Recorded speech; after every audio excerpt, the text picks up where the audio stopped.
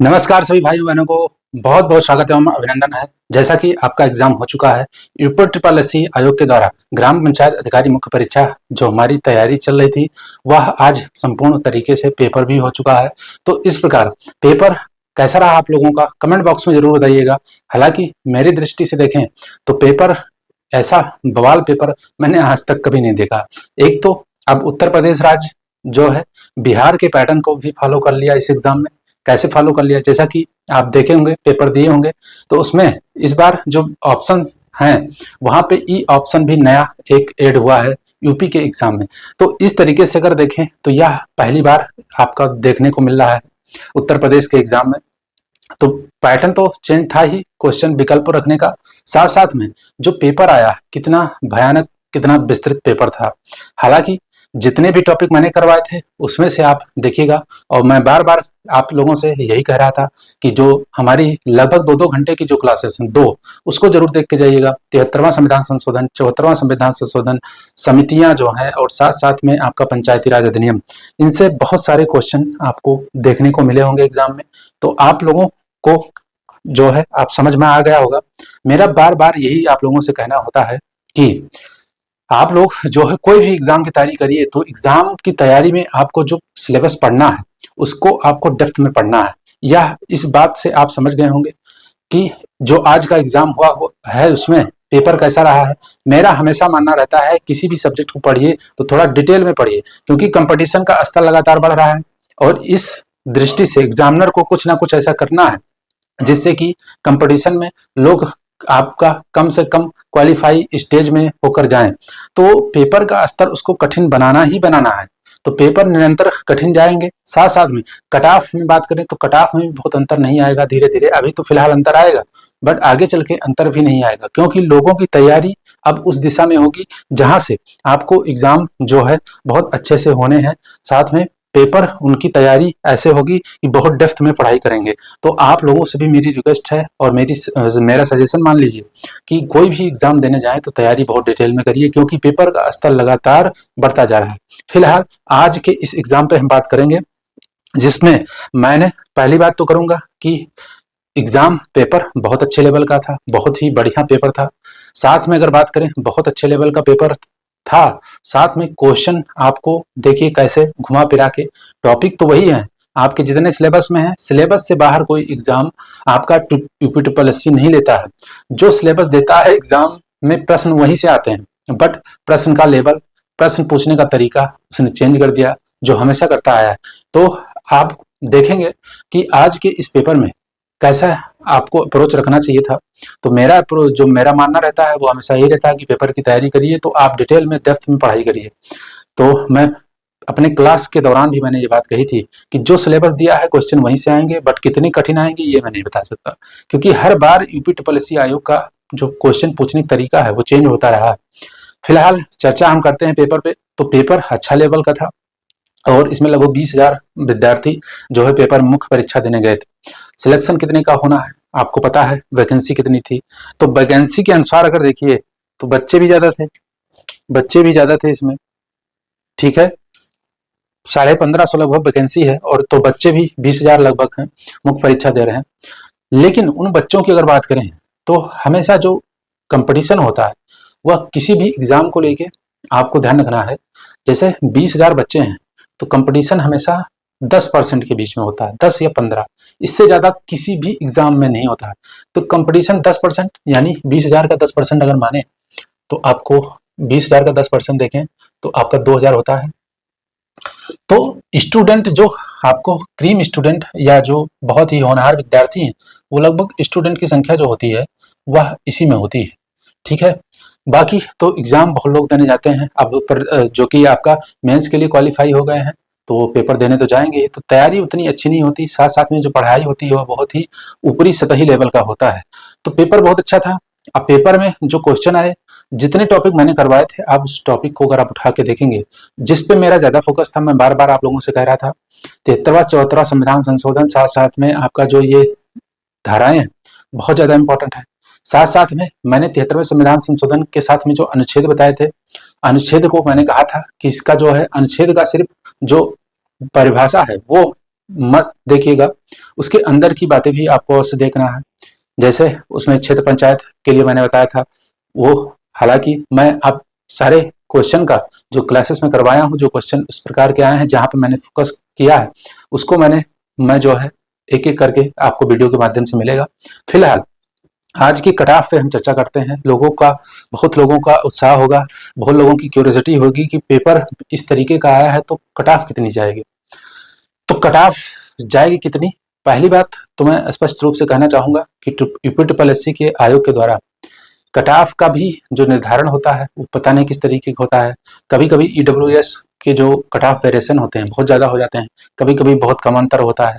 तो ये बहुत सारे इसमें जो है ऐसे प्रश्न है जिसका उत्तर मैं नहीं दे पाऊंगा। फिलहाल इस पेपर के एग्जाम पे और कट ऑफ पे अगर हम चर्चा करें तो आपको ध्यान रखना है वैकेंसी कितनी है, 1550 लगभग, ठीक है।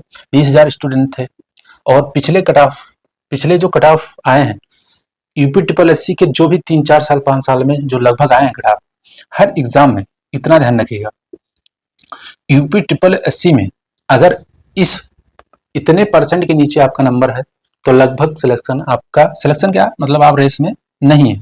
कितने परसेंट, 75%, यानी 100 नंबर का अगर पेपर है तो उसमें 75% से अगर आप नीचे हैं तो रेस में नहीं है। हो सकता है बीच के स्टेज में बुला लिए जाए, परंतु फाइनल स्टेज में आपका सिलेक्शन नहीं होने वाला है। तो इस प्रकार ध्यान रखिएगा। बात करें इस एग्जाम में तो एग्जाम का लेवल बहुत ही जबरदस्त, बहुत ही अच्छा था। तो अगर इसमें हम कट ऑफ एक अनुमानता लेते हैं, अनुमानता कट ऑफ जो मेरी तरफ से है, प्रेडिक्शन है, पेपर के स्तर को देखते हुए मैं इतना कहूंगा कि इस बार जो कट ऑफ होगा, फाइनल कट ऑफ की बात कर रहा हूं, तो 100 नंबर का प्रश्न था, 100 क्वेश्चन थे, 100 नंबर के थे। तो अगर बात करें सामान्य यानी अनरिजर्व कैटेगरी की बात करें, जनरल कैटेगरी की, तो जनरल कैटेगरी का जो मेरे तरफ से कट ऑफ का अंतर होगा, कट ऑफ होगा 75 नंबर, 75 नंबर। अब इसमें आप जो है प्लस माइनस 2 कर सकते हैं, यानी 77 हो सकता है, 73 भी हो सकता है, 77 भी हो सकता है, 73 भी हो सकता है। देखिए क्वेश्चन बहुत अच्छे लेवल के थे, नो डाउट, बट पेपर कहाँ से आया, पूरा एग्जैक्ट सिलेबस से। और पूरा एग्जैक्ट सिलेबस को जिसने गहनता के साथ, गहराई के साथ पढ़ाई की है, उसका पेपर बहुत अच्छा हुआ होगा। ऐसा नहीं है कि उसको भी हवा लग गई होगी, हवा किसी को नहीं लगी है। जिसने पेपर को अच्छे से पढ़ा है, पेपर की तैयारी की है, syllabus point two point unit wise उसने सिलेबस की तैयारी की है और गहनता के साथ तैयारी की है, जो काफी लंबे समय से, मान लो 1 साल से लगभग जब से यह है उसकी तैयारी में लगा है निरंतर, तो उसको अच्छा खासा बेनिफिट यहाँ देखने को मिलेगा, वो मार्जिन अच्छा लेके चलेगा। अदरवाइज मेरी दृष्टि से जो अनरिजर्व कैटेगरी का जो नंबर होना चाहिए फाइनल में मैं 75 प्लस माइनस 2 कर रहा हूँ। इसमें ध्यान रखिएगा, इससे कम तो मेरी तरफ से कोई गुंजाइश नहीं है, क्योंकि आपको ध्यान रखना है आपका जो पेपर हुआ था वन दरोगा का पेपर भी अच्छे लेवल का था, लेकिन उसमें वैकेंसी ज्यादा थी तो उसमें कट ऑफ थोड़ा सा 75 से ऊपर गई थी। हालांकि उसमें जो फिजिकल वगैरह के लिए जो कट ऑफ गई थी वह आपको ध्यान रखना है 70 के आसपास थी, लेकिन फाइनल कट ऑफ उसमें हाई गई थी, तो इतना ध्यान रखिएगा। लेकिन उसमें वैकेंसी कम थी, वैकेंसी कितनी थी उसमें 700 लगभग थी, 700। यहाँ दुगनी वैकेंसी है, तो इसलिए मैं कट ऑफ को थोड़ा सा नीचे लेके चल रहा हूँ जो मेरे दृष्टिकोण से है। बाकी मैं ना तो आयोग में कार्यरत हूँ, ना कुछ है, ना मेरा आयोग में कोई ऐसा मुखबिर बैठा हुआ है जो कट ऑफ तय करके हमको बता रहा है। एक मेरा प्रिडिक्शन है, उसको ध्यान रखिएगा। ओबीसी की बात करें तो ओबीसी जानते ही हैं आप, लगभग इतना ही नंबर जाता है, लगभग 75 प्लस माइनस 2 कर लीजिए। एससी की बात करें तो एससी का 60 के आसपास नंबर जाएगा, 60 के आसपास जाएगा, और 60 में आप प्लस माइनस 2 कर सकते हैं, यानी 58 हो सकता है, 62 हो सकता है, इससे ज्यादा एससी का कट ऑफ नहीं जाएगा। 60 के, मेरा तो एक तरीके से कहें तो 60 के लगभग 60 के नीचे ही होना चाहिए एससी कैटेगरी का कट ऑफ। बाकी जनरल का 72 हो सकता है, 73 हो सकता है, 75 से 76 हो सकता है, 2-4 नंबर का इधर उधर होगा। लमसम आप एवरेज मान के चलिए कि आपका 75 मान के चलिए। ईडब्ल्यूएस का तो मैं बता ही नहीं पाऊंगा, ईडब्ल्यूएस का क्या होता है, कभी कभी वेरिएशन 10-10 नंबर का आ जाता है, और कभी कभी वो तो सीट वाइज या जो भी है निर्धारित करने वाले का जो मेथड है वो मुझे नहीं समझ में आता। फिर भी अगर ले लें तो बहुत अगर सामान्य कैलकुलेशन होगा रिजर्वेशन का, तो उसमें आपको ध्यान रखना है ईडब्ल्यूएस का भी 70-71 नंबर जाएगा, 70-71। जनरल से 2-3 नंबर, इससे ज्यादा अंतर नहीं आएगा, इतना ध्यान रखिएगा। तो ये मेरी तरफ से ये प्रोडिक्शन है। अब इसमें एक बात ध्यान रखिएगा, ये प्रेडिक्शन तो है, लेकिन कौन अपने आप को सेफ मान सकता है, जो एक एश्योर कर सकता है कि हमारी नौकरी इसमें पक्की हो जाएगी? जिसका नंबर, ध्यान रखिएगा, जिसका नंबर 80 के लगभग हो, 75 प्लस हो, 75 प्लस हो और 80 के आसपास हो। अब 80 के ऊपर है तो 100% है, उसकी कोई बात नहीं, लेकिन 75 प्लस हो और 80 के अंदर हो, तो इस प्रकार जिसका नंबर होगा 75 से प्लस, वो अपने आप को 80-90% मान सकता है कि मेरा सिलेक्शन हो जाएगा। फाइनल की बात हो रही है, फाइनल की। तो सामान्य तौर पे मेरा जो प्रेडिक्शन है, इतने नंबर का कट ऑफ होना चाहिए। बाकी आप लोगों की क्या राय है, कमेंट बॉक्स में बताइएगा। आप लोगों ने कितने क्वेश्चन अटेम्प्ट किए हैं, कितने सही आ रहे हैं, क्या है, जो भी आपने किया होगा उसको आपने मूल्यांकन कर लिया होगा, कमेंट बॉक्स में बताइएगा, तो एक एग्जैक्ट आइडिया लगेगा। हालांकि एग्जैक्ट आइडिया कभी नहीं लगता है, गेस के तौर पर ही बता सकते हैं आप वैकेंसी, और साथ साथ में प्रीवियस ईयर के जो कट ऑफ वगैरह हैं उसके आधार पर, प्रश्नों के कठिनाई लेवल के आधार पर हम बता सकते हैं। बाकी क्या होगा ये आगे जाने, लेकिन जो मेरा व्यक्तिगत आपका पर्सनल ओपिनियन है, आपको मानना या ना मानना ये आपकी मर्जी है, लेकिन मेरा पर्सनल ओपिनियन है कि जनरल के जो कट ऑफ होगी फाइनल, वो 75 प्लस 2 - 2 कर सकते हैं, 73 भी हो सकती है, 77 भी हो सकती है। और जो लास्ट मैंने कहा कि जो 80 के आसपास है, वो 100% अपने आप को सेफ मान के चलिए। तो इस तरीके से मेरा प्रेडिक्शन था, ये मेरा ओपिनियन है, व्यक्तिगत है, इसमें गलत सही होना ना होना यह मेरी जिम्मेदारी है। मैं कोई ब्रह्मा का लिखी बात नहीं कह रहा हूँ, तो इस प्रकार हो सकता है गलत भी जाए, लेकिन मेरा जो पर्सनल ओपिनियन कह रहा है वो ये कह रहा है।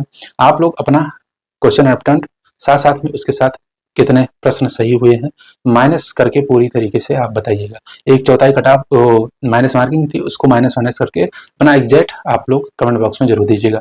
तो इस प्रकार ये हमारी छोटी सी चर्चा थी। आप सब लोग जो लोग चैनल पर नए हो, चैनल को सब्सक्राइब करिएगा, क्योंकि आपके लिए आवश्यक निःशुल्क रूप से जो हम हो सकता है एग्जाम की तैयारी में आपके लिए हम निरंतर आपके सामने आते हैं। आपकी तैयारी हेतु हम अपना मेहनत, अपना परिश्रम और अपना एक्सपीरियंस आपके साथ साझा करते हैं। पसंद आना ना आना ये आपकी मर्जी है।